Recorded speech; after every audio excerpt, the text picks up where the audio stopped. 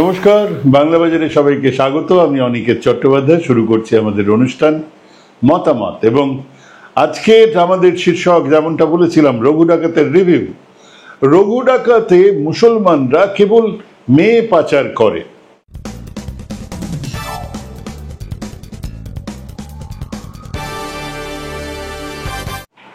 বলেছিলাম দুটো ছবির রিভিউ একসঙ্গে দেব, পরে ভেবে দেখলাম না, সেটাতে আমার নিজের আর দর্শকদের গুলিয়ে যাওয়ার যথেষ্ট সম্ভাবনা আছে। তাই আজ রঘু ডাকাত নিয়ে কথা, আগামীকাল আমরা কথা বলবো দেবী চৌধুরী নিয়ে, তারপরে ন্যাচারালি আমি বলেছিলাম চারটে ছবির কথাই বলবো। এবার আসি কথায়। গোটা রঘু ডাকাত ছবি, যা নাকি বাংলার 1600-1700 সালের একটা গল্প, যেখানে গোটা ছবির চালচিত্রে একবারই মুসলমান কিছু মানুষজনকে আমরা দেখতে পেলাম। তারা প্রত্যেকেই মুসলমান এবং মেয়ে মানুষ পাচার করে। গোটা ছবিতে অত্যাচারিত মুসলমান নেই, প্রতিবাদী মুসলমান নেই, এমনকি সেই সময় নায়েব নাজিমদের অনেকেই অত্যাচারী মুসলমান ছিল, তারাও নেই। আছে কেবল মেয়ে পাচারকারী, আর তারা সবাই মুসলমান। সময়ের এক দলিল তৈরি করতে গিয়ে এ ধরনের ভুল কেবল ভুল নয়, অন্যায়। কিন্তু সে কথা আসার আগে অন্য কিছু কথা বলে নি। একটা জিনিস খেয়াল করেছেন, যখন বেশ কিছু বড় ছবি, বড় হাউসের ছবি রিলিজ হওয়ার কথা হয়, তখনই একটা হইচই শুরু হয় হল নিয়ে, আর সেই পচা আদ্যিকালের স্লোগান বাংলা ছবির পাশে দাঁড়ান। আচ্ছা, কোনো গোয়ালা বলেছে গরুর দুধের পাশে দাঁড়ান? বলেনি, কারণ মানুষের কাছে দুধের চাহিদা আছে, তারা কিনবে, যাবে, খাবে। কোনো মদ বেচনেওয়ালা দোকানদার বলে নাকি আমার ওয়াইন বা লিকার শপের পাশে দাঁড়ান? বলেনি, কারণ সে জানে যে টানকি উঠলেই খুঁজে খুঁজে পারলে বন্ধ শাটার খুলিয়ে খদ্দের কিনে নিয়ে যাবে পাইট কিংবা খাম্বা। ঠিক তেমনি ভালো কিছু হলে আর তার প্রমোশন থাকলে মানুষ হলে আসবে। ওই বাংলা সিনেমার পাশে বা পেছনে বা সামনে দাঁড়ানোর স্লোগান দিতে হবে না। বাংলা সিনেমার উন্নতির জন্য কাজ করছি, টালিগঞ্জের সুদিন ফিরিয়ে আনার জন্য কাজ করছি, ওগুলো ডপ। শুনেছেন নাকি এসব কথা উত্তম কুমারের মুখে, সৌমিত্রের মুখে? আসলে প্রোডাক্ট ভালো করার দিকে নজর দেওয়াটা জরুরি। তারপর একটা ভালো ছবি অ্যাভারেজ চললেও চলতে পারে, মুখ থুবড়েও পড়লে পড়তেই পারে, সেসব আগে থেকে বলা যায় না। এমনিতে বাংলা ফিল্ম ইন্ডাস্ট্রির গঙ্গা যাত্রা আজ নয়, বহুকাল আগে থেকেই শুরু হয়ে গেছে।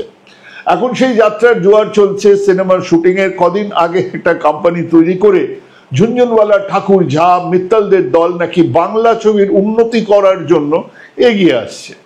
খুঁজে দেখুন, তাদের অন্য ব্যবসা আছে, সেই ব্যবসার পেছনে বিভিন্ন যোগান আছে, ঘুরপথে আসছে সেগুলো। সামনে একটা সিনেমার দোকান খোলা আছে, তাতে লাভ হলে ভালো, ক্ষতি হলে ক্ষতি, ডোন্ট কেয়ার।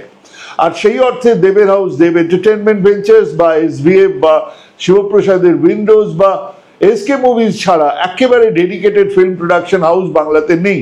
এমন নয় যে ওনাদের পেছনে ওই ঠাকুর, ঝা, মিত্তাল, টনি, পোদ্দারদের টাকা নেই, আছে, কিন্তু ওনারা ছবিতে মাথা গলান না বা গলানোর সুযোগটুকু থাকে না।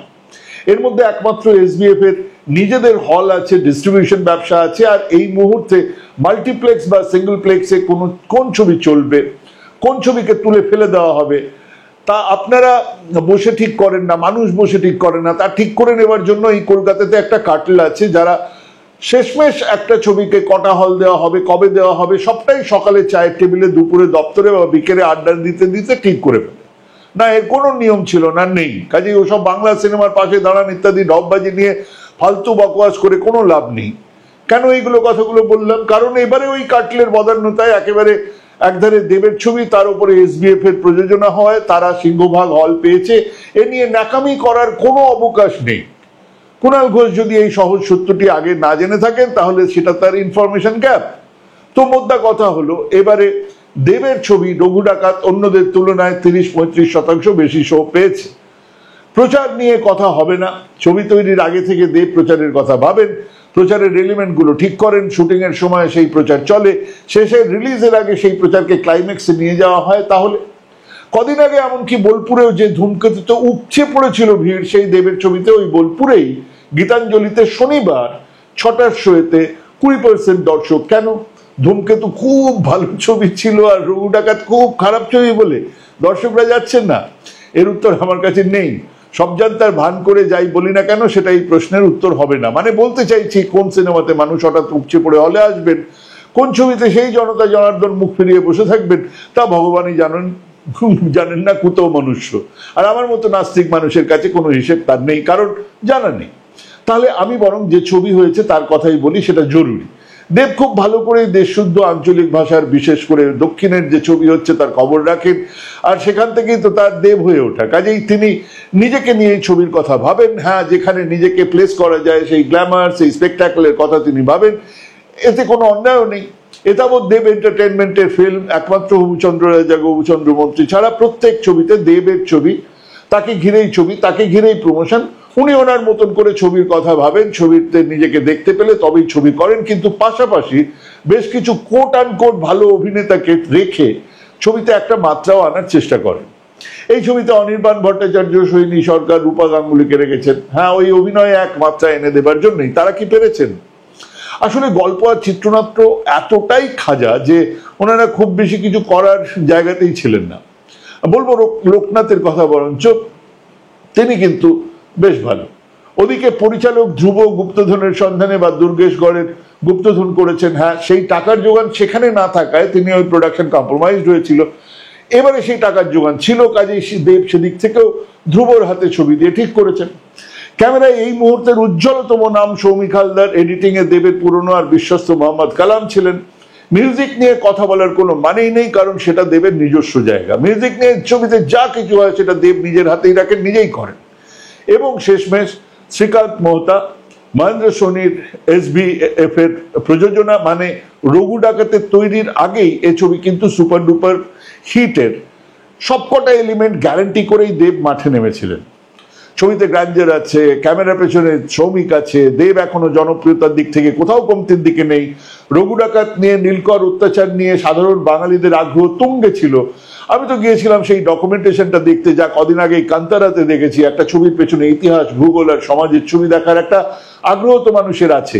আর সেটা যদি থাকতো তাহলে দেব তার ফ্যান বেস অনায়াসে বাড়িয়ে নিতে পারতেন। লোকের মুখে শুনেই সেই লোকজন এই ছবি দেখতে যেতেন যারা দেবের ছবি দেখেন না। কিন্তু না, ছবিটা শেষমেশ সেদিক দিয়ে হাঁটেনি। মানে এই ছবি বাংলাতে প্রথম সেই ধরনের এক ইতিহাস নির্ভর সিনেমা হয়ে উঠতে পারতো, কিন্তু সযত্নেই সেটা করা হয়নি।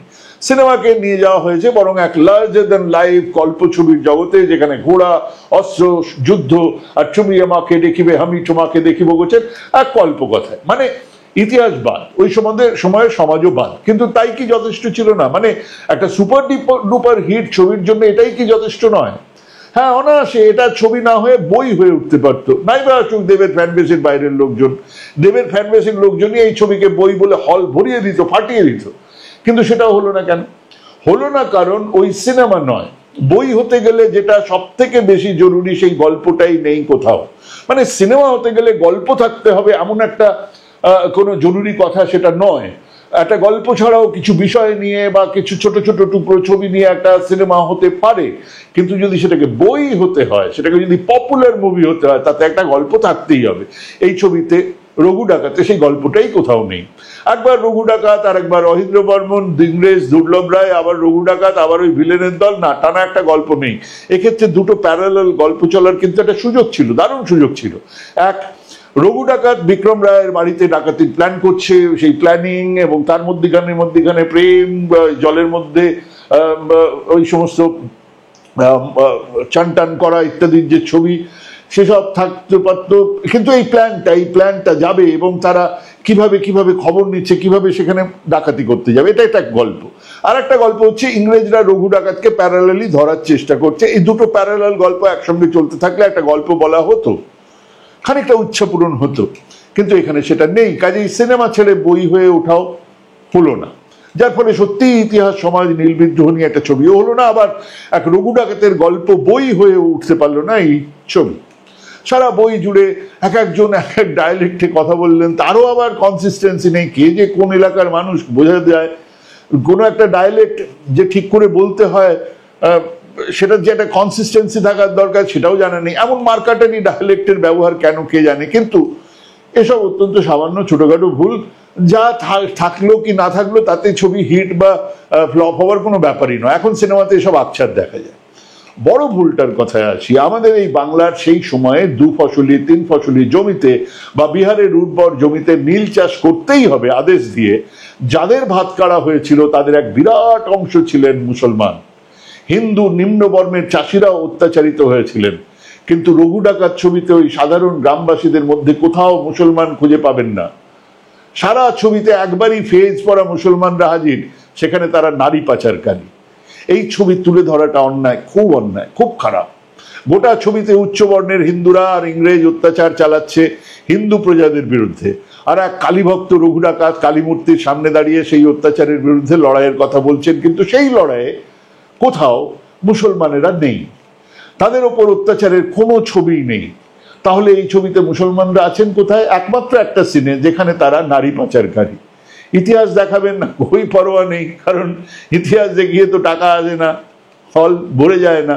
আষাঢ়ে গল্প বলবেন, মূল গল্প ছাড়া প্লটের শ্রাদ্ধ করবেন, করে ফেলুন, কারণ মানুষ ওসব ভেবেও দেখে না। হল ভরিয়ে দিয়েছে চাঁদের পাহাড়ে ধূমকেতুতে, সেখানে ইস্ট ইন্ডিয়া কোম্পানি আর নকশালবাড়িকে এক বাক্যে উচ্চারিত হতে দেখেছি আমরা।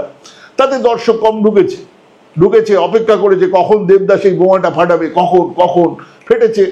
দেব শুভশ্রী বই দেখে কেঁদেছে পাবলিক, নিজেই দেখেছি। কিন্তু রঘু ডাকাত গল্পই নেই তো কাঁদবে কখন? গল্প ছেড়ে দিলাম, এই ভয়ঙ্কর সময়ে এই ধরনের ন্যারেটিভ সেট করছেন একজন তৃণমূল এমপি। 1600-1700 শতাব্দীতে অত্যাচারিত মুসলমান কৃষক নেই, মুসলমানেরা সবাই নারী পাচারকারী। এমন তো হতেও পারে যে এদিকে কারোর নজর দেওয়ার কথা মাথাতেও আসেনি, কারণ অবচেতনে এক ধরনের মুসলমান বিদ্বেষ কাজ করে বহু লোকের মাথায়। তাহলে ইমিডিয়েট এই অংশটাকে বাদ দেওয়া উচিত। বাদ দিন এই অংশটাকে, শুধরে নিন এই ভুল। ছবি এটা চলেনি, আবার চলবে। এটা হয়নি তো কি হয়েছে? নেক্সটটা সুপার ডুপার হিট হবে, বাংলা ছবি, বাংলা সিনেমার খুব বিরাট আসবে যাবে না, কিন্তু দেবের পরের ছবি আবার বাজার কাঁপালে আমি অবাক হব না। কিন্তু এই ভুল থেকে গেলে সারা জীবন থেকে যাবে। এই ভুল এক ভয়ঙ্কর ন্যারেটিভের জন্ম দেবে, যা এই মুহূর্তে কেবল নয়, সব সময়ের জন্য মারাত্মক। আরএসএস বিজেপি ঠিক যে ন্যারেটিভটা সেট করতে চাই, সেই ন্যারেটিভটাই আছে এই ছবিতে। 1600-1700 নবাবী, সুলতান, মোগল আমলে মুসলমানেরাই ছিল অত্যাচারী, নারী পাচারকারী। না, এটা ইতিহাস নয়, আরএসএস বিজেপির প্রোপাগান্ডা। ভাবুন, ভাবতে থাকুন, ভাবা প্র্যাকটিস করুন। ভালো থাকবেন, সুস্থ থাকবেন। আজকে এখানেই শেষ করছি। নমস্কার।